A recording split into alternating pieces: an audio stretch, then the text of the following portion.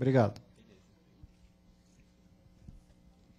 Introdução ao NoSQL com Felipe Vieira. Felipe Vieira é consultor de tecnologia. Recentemente coordenou uma equipe de desenvolvimento da Boobox, uma empresa de tecnologia para publicidade. Trabalhou com Ruby e Python. Antes disso, desenvolveu um portal de games, uma rede social de imobiliárias e um produto Interled em 2008. Eu acho que eu prefiro ficar com a mão livre. Deixa eu deixar isso aqui. Funcionou?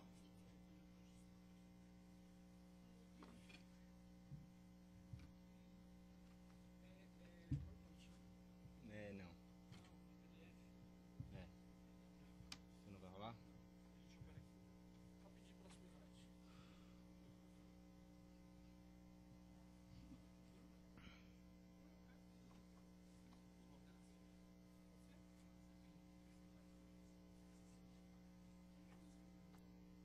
Legal. Tudo bem? Vamos falar um pouquinho de NoSQL. E acho que são essas perguntas, né? Como que...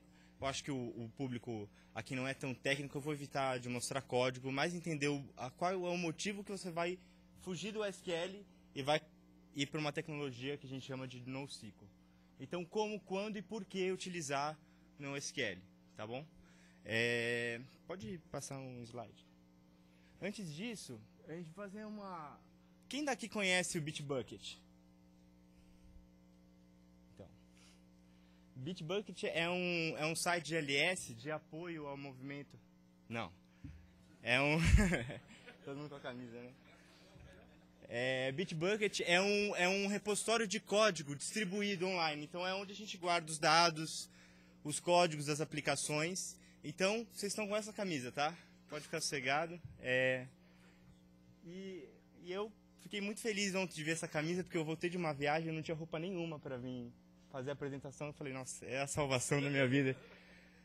E também é bom, é um pouquinho mais informal, né? Porque é uma pergunta que a gente tem que fazer, né? Quem foi que disse que o terno é a roupa mais adequada para toda a ocasião? Quem foi que disse que a metodologia que eu uso é a mais ágil ou a melhor para o desenvolvimento? Quem foi que disse que, sei lá, a religião que eu pratico é a melhor para a humanidade? Quem foi que disse que o SQL é a melhor solução para persistir o dado? Pode passar, Dilma. Então é isso. Não há silver bullet, não tem uma solução para tudo que a gente for fazer. E o SQL tem por muitos anos sido a solução para persistir o dado e ninguém questiona isso há muito tempo. Então, pode passar. Então a gente vai falar um pouquinho sobre esse tema, né? Sobre esse império do SQL que vem acabando com esses termos. Na verdade, falar de NoSQL é uma coisa um pouco estranha, né? Tem muita gente que acha que... Você entende alguma coisa de SQL? Não, então pode colocar aí, experiência com NoSQL. Não é isso também. NoSQL, pode passar o próximo slide. Não apenas SQL. Existem outras soluções para persistir os dados. Então, NoSQL é um termo que hoje está muito em moda, mas que há muito tempo já existem outras soluções. Por exemplo, a maioria de vocês já usam NoSQL. Pode falar isso quando alguém perguntar. Vocês usam Zope? É um NoSQL. Então, hoje em dia esse termo está mais difundido porque as pessoas talvez conseguiram fazer um marketing um pouco melhor de quando não usar muito o SQL. Talvez seja uma questão própria de marketing mesmo, né? De ter conseguido cunhar o termo que foi vendido e que o mercado aceitou. Vai, próximo, pode passar. Então essa é a pergunta, né? Por que todo mundo está falando tanto de NoSQL? Então, algumas coisas mudaram, né? Por exemplo, há muitas alternativas no SQL hoje não excluem o SQL. Aí o pessoal fica mais tranquilo, fala, beleza, eu posso continuar tendo meu banco SQL e vou utilizar para alguns problemas, alguns nichos, uma tecnologia que seja um NoSQL. Ou então, também vale a pena pensar que a gente está trabalhando cada vez com mais e mais dados. Não se fala mais, né? Nem terabytes. Então você vai para Facebook, Google é petabytes. Imagine fazer um select com join, numa tabela com milhões e milhões de registros. Não tem como, né? A informação, ela está em servidores diferentes, mas está tudo conectado. Twitter, Facebook, o seu e-mail, sua conta, está tudo na rede. A gente não precisa de muita agilidade para referenciar todo esse tipo de informação. E também os dados são semi-estruturados. O dado dos problemas não é fixo. Então a gente precisa ter mais agilidade com esses dados. E como que eu disse, marketing.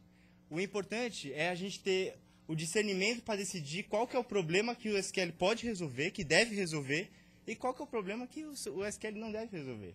É simples assim, né? Uma outra coisa também, é importante falar de NoSQL, é muito difícil comparar NoSQL. Tem o Luciano Ramalho, que é uma pessoa que fala muito sobre Python, tem uma frase dele que ele fala NoSQL é igual falar no car. O que é no car? No car é qualquer coisa que não seja carro, é bicicleta, trator, uma... Ah, não está pegando direito? Eu preferia fazer só na voz, mas tem que gravar, né? Então, o NoSQL é difícil você comparar. É no car, é uma bicicleta, não é um carro. Um trator não é um carro. Como que você vai comparar um trator com uma moto? Então, tem que tomar cuidado para entender que a gente está pisando em um terreno onde cada solução é apropriada para resolver um determinado problema. Não funcionou não, né? Tudo bem, a gente vai passando um a um aí. Beleza. Então, tem outra questão também. SGBDs comuns não escalam. Quem já teve que escalar um SGBD comum sabe da dificuldade que é. E tem algumas maneiras, assim, basicamente duas maneiras de escalar. Talvez a gente encontre alguns outros termos. Mas você pode escalar verticalmente, que é comprar mais tecnologia. Vou pôr uma memória melhor, vou colocar um disco que seja mais rápido, ou eu vou comprar CPU com mais cores. Isso tudo é a solução geralmente mais simples para você resolver seu problema de escalabilidade. Quando que isso pode ser resolvido. Só que você fica dependente, você fica preso à tecnologia que tem disponível. Hoje em dia... Antigamente você não podia ter um servidor com 30 GB de memória. Hoje você já pode, hoje isso é possível. E não é nem tão caro hoje em dia. Mas é uma solução cara. Tem quando você precisa estar no extremo, para baixo, é uma solução cara. Então vamos ver se isso funciona. Acho que não vai funcionar, né? Sim. Beleza. A outra possibilidade é a gente clonar todos eles. Colocar um monte de servidor para resolver o mesmo problema. Também é uma solução. É uma solução que faz com que você não dependa mais de tecnologia. Só que você começa a cair no problema de separar o dado. O dado não está mais em uma máquina, você quebra o relacionamento. Como que você vai fazer uma consulta que precisa pegar um dado que está em dois servidores diferentes? Aí você quebra o que o SGBD tem de melhor, que é o relacionamento, que é o join. Você não consegue fazer. Ou então, você tem a opção de separar esses dados de maneira funcional. Como que faz aparecer aquele negócio aqui? Deixa eu ver. Como que é para aparecer a bolinha? Não está em laser. Mas é o que a gente chama de escalar functional scaling, que seria você separar dados que resolvem um problema em servidores diferentes, mas não separar propriamente o mesmo tipo de dado em diversos servidores.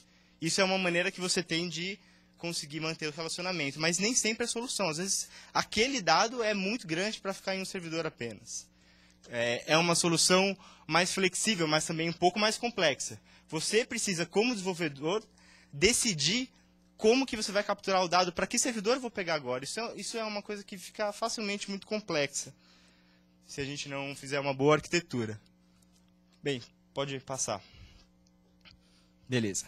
E outra, o esquema de dados não é flexível. Isso devia ser possível. O nosso dado na vida real ele não é fixo.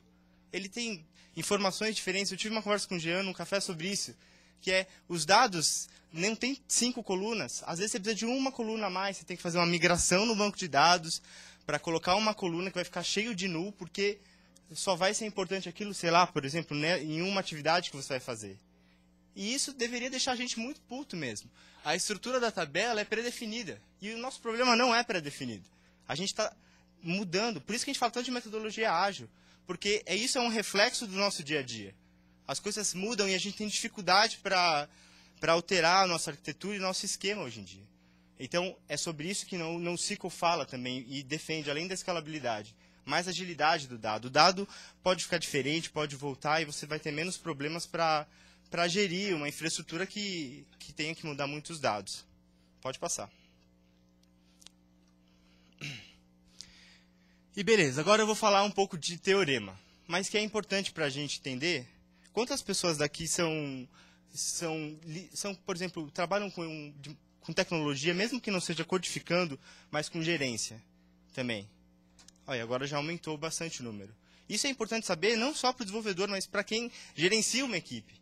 Porque a decisão, muitas vezes é dada para o desenvolvedor, é uma decisão de negócio. Se o seu dado tem que ser acessado de maneira rápida, o programador pode muito bem, achando a dificuldade, falar que isso não é importante.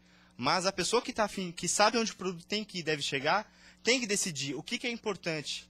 Se o dado tem que estar rápido, se o dado tem que estar sempre consistente, se o dado pode perder um pouco de consistência para ganhar a disponibilidade que você precisa. Então, é isso que esse teorema fala, esse CAP. Ele fala que você pode escolher duas opções e você pode se comprometer com a última.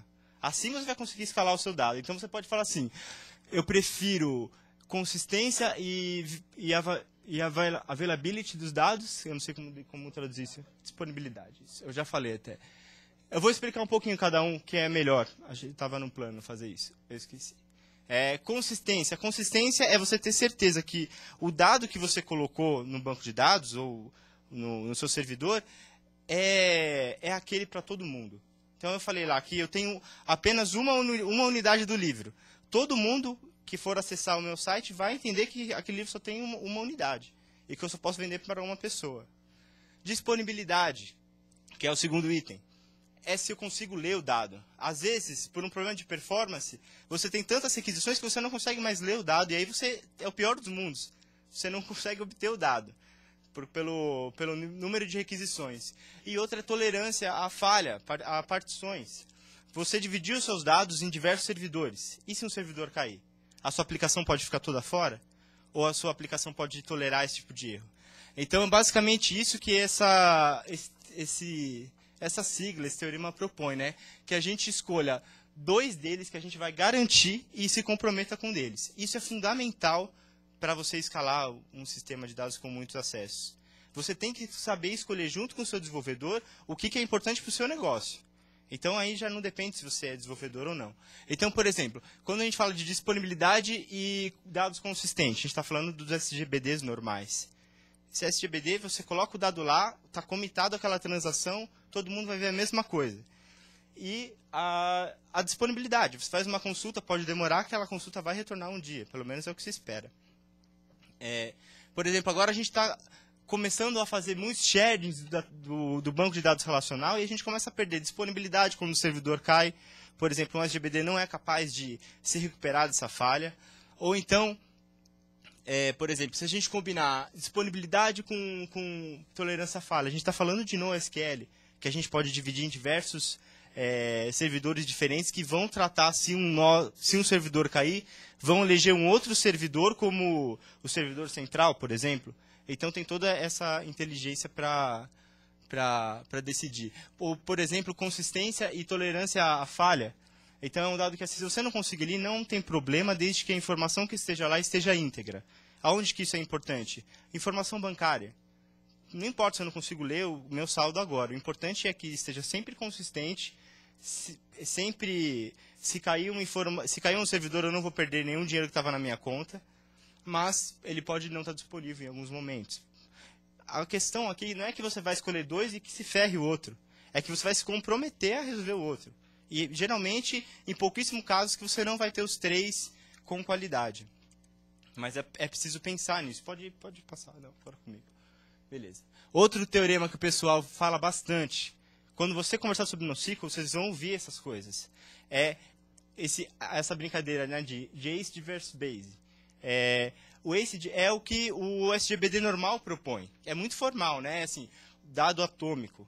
Colocou fez um insert no banco de dados, aquele dado vai estar inserido lá. Em uma única...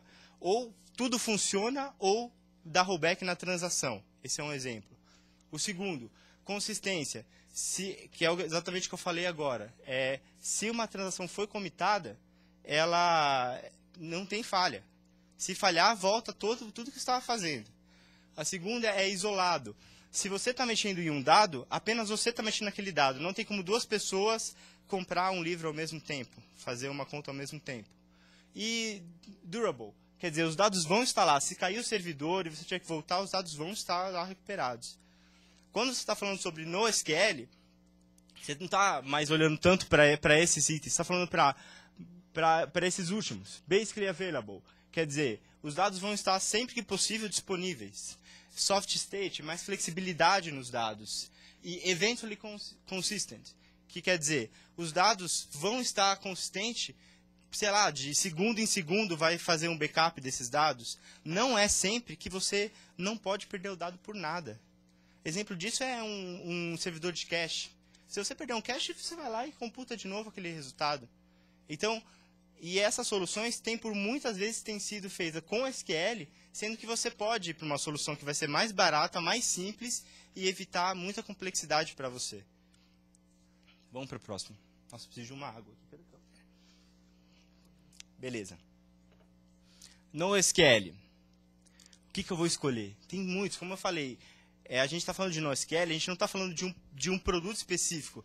A gente está falando de diversas soluções tecnológicas para resolver um problema sem ser o SQL. Então, você vai encontrar SQLs que vão ser key value, que é assim, determinado, eu crio uma chave para pegar esse objeto e adquiro a informação que ele tem lá. Quando você pensar em key value, pense JSON, XML. Então, você pega, a partir de uma chave, você recupera um dicionário de dados que tem informação para você fazer algum processamento. Você pode ter os big tables, que são NoSQLs de colunas, mas que podem não ter uma coluna eventualmente. Então, é muito mais parecido com o SGBD normal, nesse caso. Você tem banco de dados orientado a documento, então onde você pode ir lá guardar um PDF, um XML, obrigado. Um XML, um JSON também, um TXT. Você guarda um documento e consegue fazer busca por esses documentos também. Consegue, inclusive, fazer queries nesses documentos, mesmo sem ser utilizando o SQL. E você tem um exemplo que é muito fácil da gente ver que é um absurdo a gente usar às vezes SQL, é o problema de grafos. Quando que você tem, por exemplo, o Twitter, que o mais importante é a relação que você tem com o outro. Isso até o Shuru aqui disse na apresentação dele.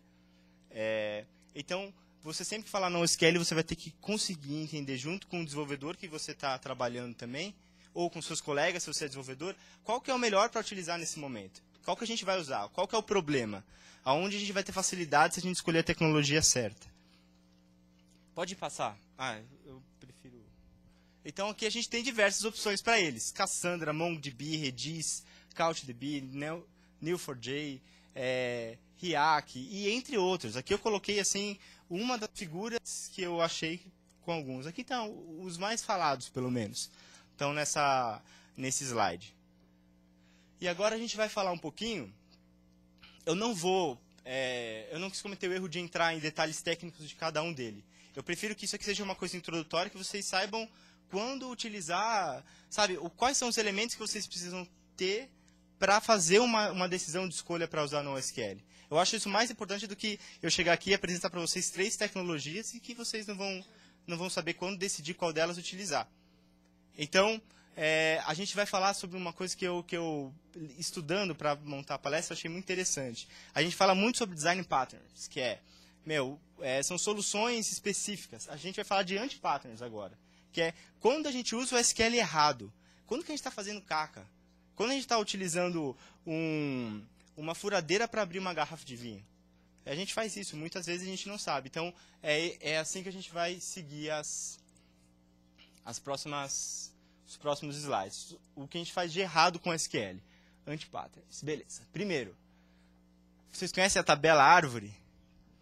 Tabela árvore é aquela tabela onde você tem um ID que sempre referencia um outro registro da tabela. É a tabela árvore. Isso aí fica muito grande, né? É uma loucura. Então, eu preciso ler um pouco agora porque isso aqui é novo. Então, são tabelas que contêm, por exemplo, é o produto do Sérgio Campos, que é o problema de discussão de e-mail, de thread. Você tem uma mensagem que é resposta da outra mensagem, e você precisa colocar isso no SQL.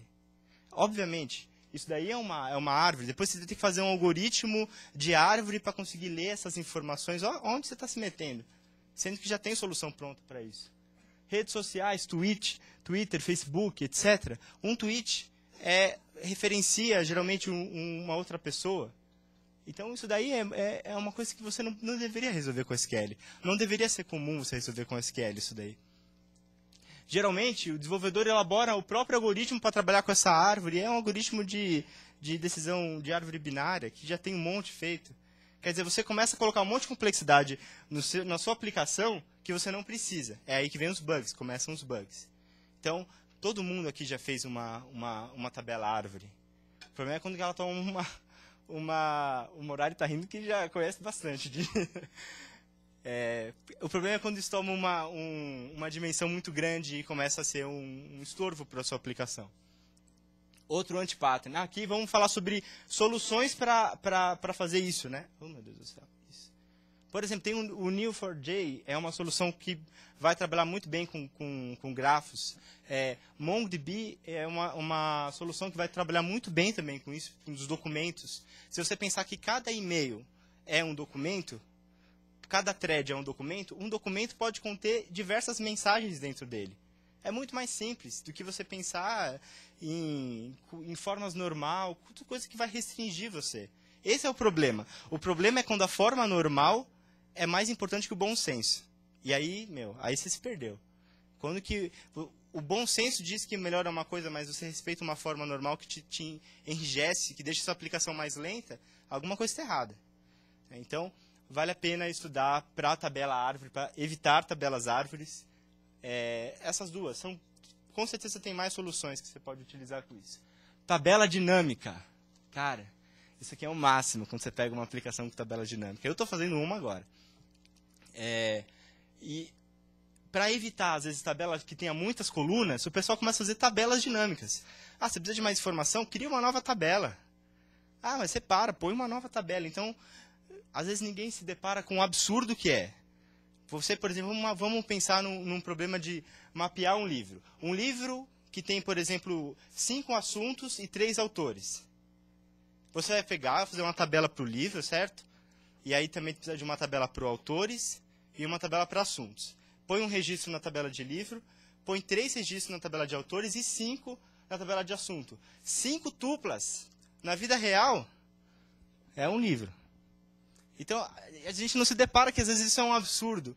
Obviamente, em casos que precisa que essa informação seja completamente respeitada, até que vale a pena. Mas, em muitos casos, essa informação não deveria ser levada com tanta restrição para a aplicação. E, mais uma vez, tem esse AV Model, que é uma coisa que eu estou fazendo agora, que é entidade, atributo, valor. Então, você precisa de uma nova coluna, uma nova entidade que pode ter um atributo. É um lamaçal de sopa de letrinhas que dificulta muito para que um novo desenvolvedor dê continuidade para a aplicação. Então, tabela dinâmica. Tabela dinâmica está falando que você quer um banco de dados que seja mais flexível, onde uma tupla pode ter uma tabela e outra não. Imagine um livro que não tem assuntos, ele precisa ter um null lá. A gente pode pensar que em N problemas onde a tabela ser dinâmica facilitaria o nosso dia a dia. E para isso, quando que você se depara com essa solução, você tem o CouchDB, tem o MongoDB, que vão prover para você um esquema muito mais flexível para se trabalhar. Aqui eu já nem estou falando mais de escalabilidade, estou falando de usar só a ferramenta correta. Eles, além de prover uma flexibilidade maior, vão prover assim, N possibilidades de replicação, master slave, e de manter em diversos servidores, que vai ser muito mais simples do que, às vezes, manter isso com um SGBD normal. Tabela cache. Cara, tabela cache. Quem nunca implementou uma, né? A gente tem que pensar que toda vez que a gente implementa uma tabela cache, um gatinho morre esfaqueado no lugar do mundo. Toda vez. Toda vez que você implementa uma tabela cache, um gatinho morre na Terra. Por sua culpa. Porque você implementou uma tabela cache. Então, geralmente, key value. Key value não tem relacionamento, porque você está usando o SGBD. É assim, chave e valor, é cache. Eu quero o resultado do processamento dessa aqui, me dá o valor desses resultados. Não tem nem relacionamento e a gente nem às vezes se pergunta, sai lá fazendo no MySQL mesmo, ou no Postgres. Fazendo uma tabela cache, menos um gatinho no mundo. Quem inspira os registros é uma pergunta que nunca ninguém me responde direito, né? Porque você vai lá, colocando no cache, no cache, no cache, tem gente que fala assim, não, eu fiz um script que vai diariamente remover... Eu já fiz isso, por isso que eu estou rindo. Eu fiz um script que vai diariamente remover os registros expirados. Tá bom, é uma solução. E é uma solução pior do que a própria view que o banco te deixa você fazer. Você pode, mas essa tabela vai ter uma view que vai ficar em disco mesmo. Fazer uma tabela cache geralmente é uma solução pior do que essa. Bom, nem precisava, mas o que você vai usar para fazer cache? Main cache, Redis, vai ajudar você a ter uma arquitetura de chave e valor. Mais uma. Isso, tabela fila, cara. Essa tabela é a mais engraçada de se ver, né? Você precisa de uma fila, você precisa colocar alguns dados no primeiro elemento, pegar os últimos, vai mandar mensagem para alguém. Uma fila.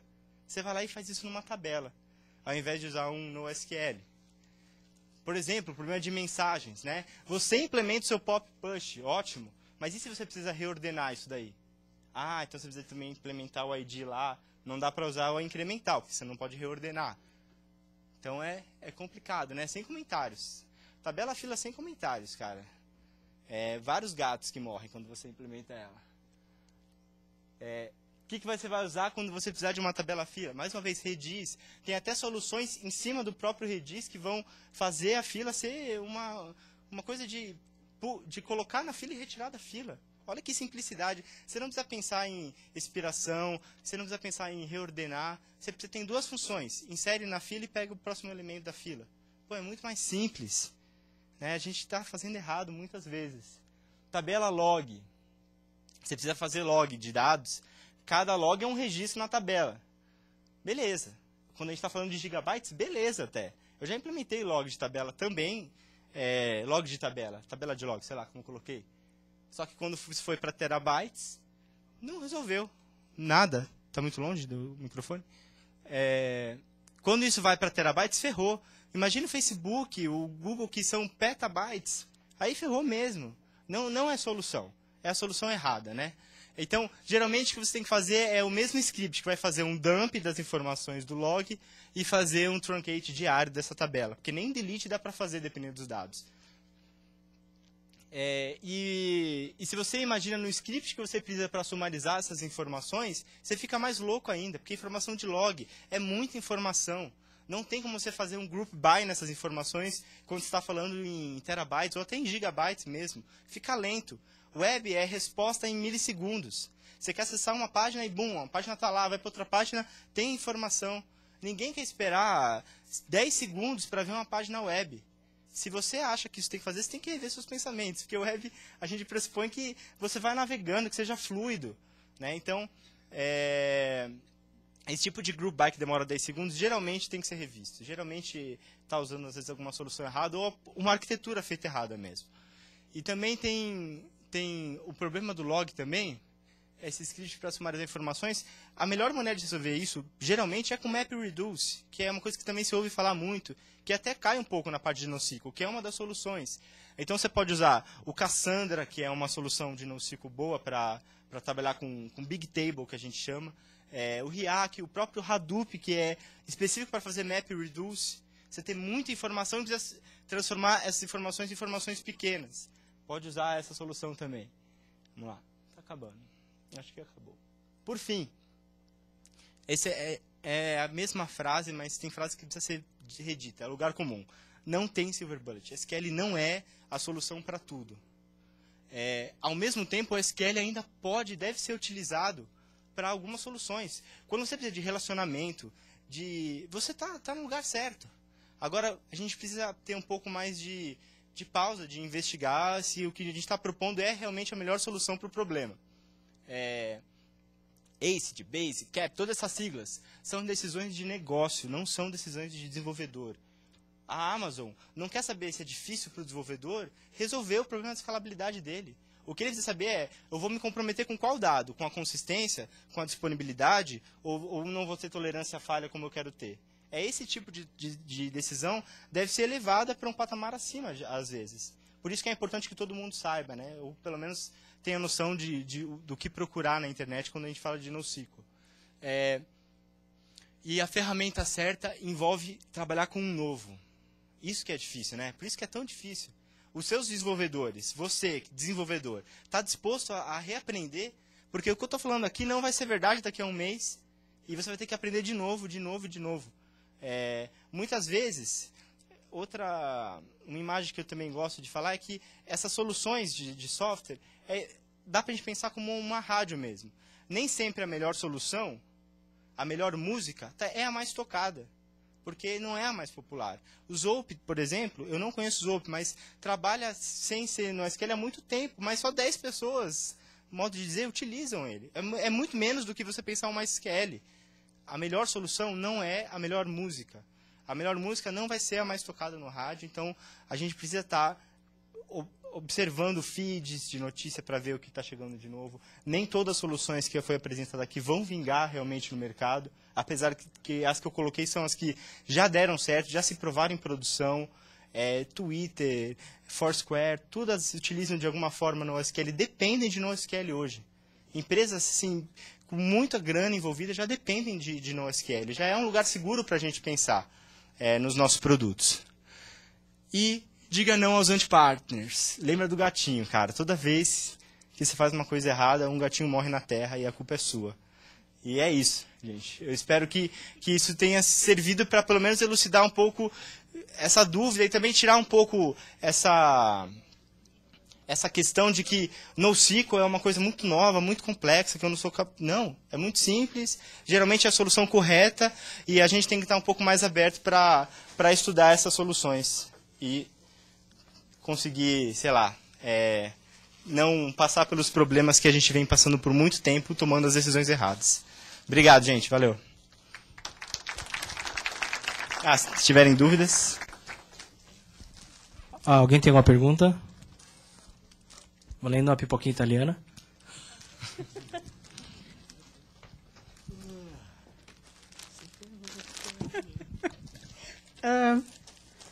Eu ando flertando com NoSQL há bastante tempo, principalmente com CouchDB. Só que nós somos tímidos e não nos aproximamos ainda. Na verdade, é porque o tempo que eu levaria para ver o CouchDB é sempre maior do que eu fazer um desses anti-patterns aí. Mas a minha pergunta não tem muito a ver com NoSQL, mas com Bitbucket. Tu falaste que ele é um repositório de código compartilhado. Tu falaste que desenvolve em Hub. O que ele tem em comum, ou não tem nada em comum, com o GitHub? É muito parecido. É uma solução... você tem que escolher sempre entre o GitHub ou o Bitbucket, por exemplo. As mesmas features que você tem no GitHub, geralmente você tem no Bitbucket. Você fez um projeto, uma aplicação, o seu código está hosteado no Bitbucket. Além do código estar hosteado usando o Mercurial ou... Qual que é o outro que acabou de entrar? O Git, exato. O Mercurial ou o Git, você vai ter uma wiki. Tem uma parte do site que você pode guardar os tickets de erros da sua aplicação. Tem maneira de colaborar, isso para o mundo é uma boa ferramenta. Então, essa é a diferença entre o GitHub e o Bitbucket. Eu acho que poucas diferenças no suporte a qual repositório que eles dão, uma ferramenta que usa para o mesmo repositório de ticket. Isso, Bitbucket é feito em Python e Django, né? Boa. Ruby. É isso aí.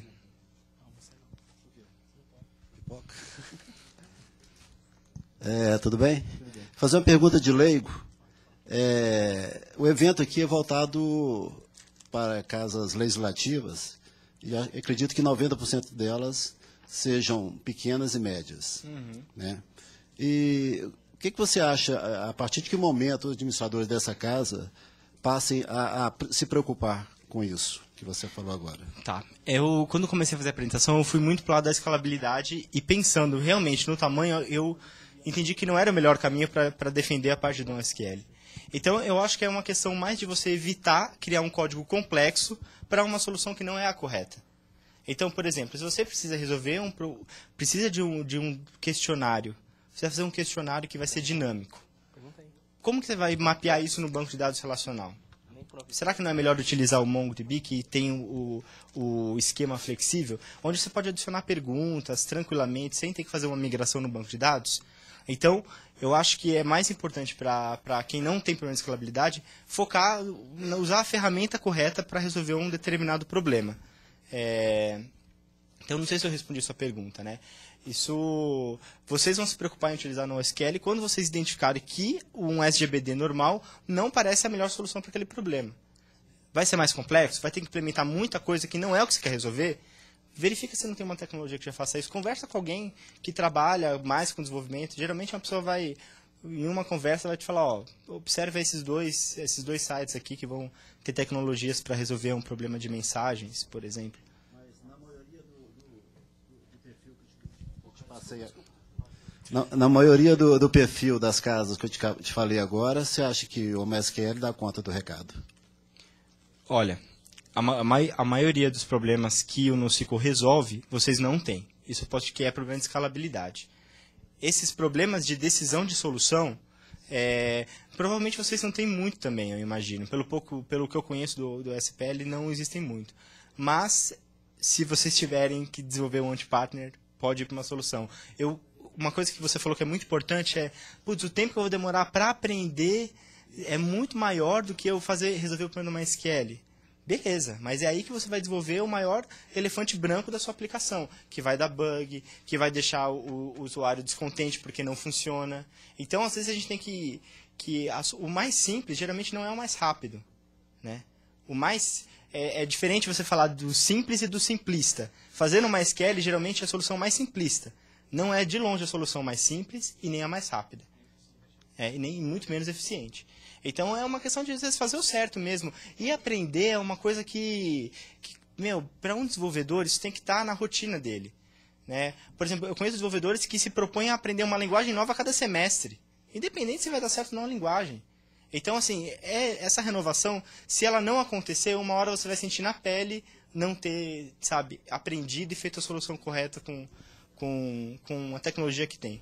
Okay. E eu espero que SPL, vocês tenham problema de escalabilidade. O problema de escalabilidade é sinônimo de sucesso. Quem não tem problema de escalabilidade, geralmente tem pessoa querendo ver o conteúdo, tem pessoas querendo acessar, então vão pensar que vamos ter problema de escalabilidade, sim, senhor, entendeu? Eu espero que as casas legislativas sejam muito acessadas, que vocês tenham que fazer cache, que vocês não façam mais em tabela, lembre dos gatos, penso tudo isso, entendeu? Eu espero que vocês tenham esses problemas. Ok, obrigado.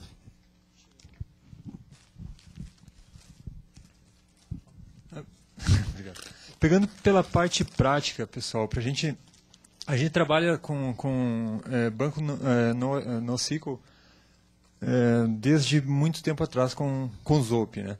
Por exemplo, no portal de vocês, quem está usando o portal modelo, quando você vai em uma pasta do portal e diz que naquela pasta eu quero uma outra view, uma outra visão, eu quero enxergar, por exemplo, tem uma pasta com imagens, eu quero enxergar aquela pasta como um álbum de fotos, essa visão é simplesmente um novo atributo que a pasta recebe em tempo de execução. Ou seja, ela tem lá seus vários atributos. Se vocês entrarem via ZMI naquela pasta e derem uma olhada na aba Properties, você vai ver uma nova propriedade que foi criada dinamicamente naquele momento que você setou aquela visão.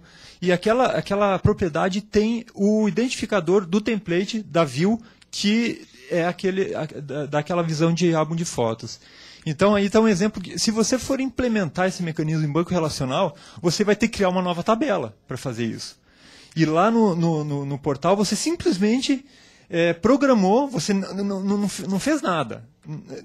Não fez nada em banco. Você simplesmente programou que quando o usuário escolher uma nova view, vai lá e cria uma nova propriedade dinamicamente naquele lugar. Tá? Isso facilita muito. São 3 linhas de código, em vez de você ter que fazer várias linhas e uma tabela e um monte de outras coisas. A solução disso, usando o SGBD normal, você vai ter que fazer uma migração, o seu site vai ficar fora até você concluir essa migração, espero que tenha poucos dados. vai ter uma tabela onde 90% dos dados daquela tabela vai ser nulo, porque só precisa disso em uma exceção. E se você renomear isso daí, você tem que fazer outra migração. Não é tão simples assim fazer de volta. Então, tá vendo? Isso é uma coisa que vocês já utilizam, que é desencano do SQL. O problema do SQL é que ele não é discutido. Esse é o problema do SQL. Se ele houvesse sido discutido muitas vezes antes, a gente não estaria fazendo tantos anti-partners assim. E isso também é um sinal, gente, do respeito que a gente tem que ter pelo SQL. Que não é qualquer solução tecnológica que dura tanto tempo assim. Resolveu, a maioria dos problemas resolveu. Hoje em dia já não está dando conta de tudo. E a gente está discutindo isso daí. Então é uma evolução natural da tecnologia, que já acontece há muito tempo. Agora a gente está falando muito de NoSQL, né? Mas hash tables, quando você implementa uma hash table, cara, você está fazendo o que vale. Isso daí é algoritmo, muito tempo atrás que você já utiliza. Então no SQL não tem nada de novo. O que tem de novo são soluções, às vezes, mais preparadas para entrar no mercado. E mais marketing, que é importante. Sabe, a gente fala, por que o Zope não deu certo? Eu não sou o melhor cara para responder, mas eu tenho certeza que faltou marketing. Aí, como faltam muitas coisas. Marketing é importante pra caramba. Por que o Ruby, mesmo sem ser utilizado, às vezes é mais falado que Python em alguns cantos? Porque eles caras são bons em fazer marketing. E o Ruby também não é ruim. Então, junta o útil ao agradável, sabe? Então, talvez, se a gente tivesse feito um marketing mais focado, o Zope já teria levado no NoSQL a fazer parte de uma discussão como essa há muito tempo atrás. Né? Então, é esse tipo de coisa que acontece. Certo, Jean? Só falando do marketing, não sei se vocês participaram ou acompanharam a história, aquele carinha, como é que era o nome dele? Klaus Westensfelder.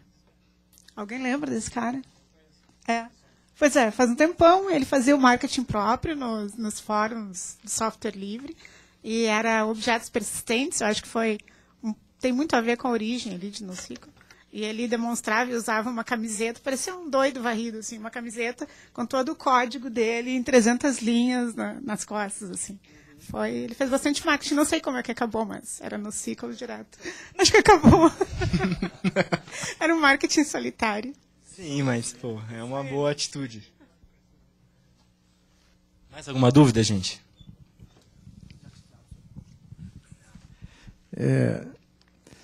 Só queria fazer uma observação que a gente verifica no tempo que as estruturas de dados, em geral, elas seguem as estruturas organizacionais. Se você olhar as organizações de 40 anos atrás, todas elas eram hierárquicas. Então, a gente tinha bancos hierárquicos para poder resolver e dar solução para os problemas de estruturas hierárquicas. Quer dizer, depois se evoluiu para um modelo de redes e, posteriormente, veio o modelo relacional atender uma situação diferenciada que evoluiu. Hoje nós estamos num outro patamar onde as organizações estão dispersas, vamos dizer assim, na internet e não existe hierarquia e nem, vamos dizer assim, um nível de relacional, né, entre essas organizações. Existe um trabalho de cooperação e o modelo, vamos dizer assim, de alguma forma se esgotou, né? E está se descobrindo, então, novos modelos para poder regular essas relações que, às vezes, você tem parceria com quem você nunca viu, né, nem conhece, e tem que estabelecer, vamos dizer assim, relações de confiança, tá certo? Eu acho que deve ser alguma coisa por aí.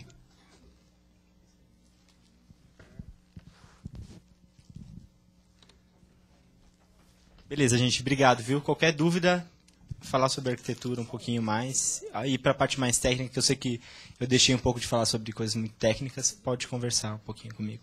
Você vai perguntar ou não vai? Ele tomou coragem para ser o último a perguntar. Queria saber quando que eu vou poder utilizar no SQL, no meu Microsoft Access,